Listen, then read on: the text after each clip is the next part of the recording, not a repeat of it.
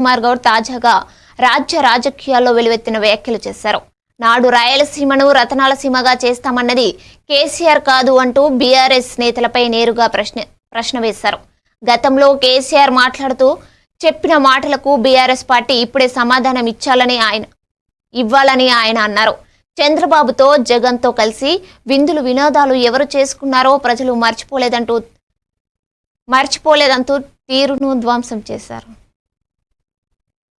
కాంగ్రెస్ ప్రభుత్వం తెలంగాణకి దక్కాల్సిన నీటి వాటా విషయంలో ఎక్కడ కూడా కాంప్రమైజ్ ఉండదు.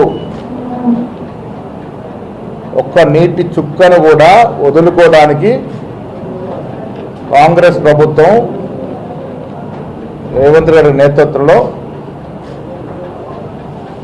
ఆ ప్రశ్నే రాదు. తెలంగాణకి రావాల్సిన హక్కుల విషయంలో ఎక్కడ కూడా రాజీ ఉండదు. ఇది స్పష్టం.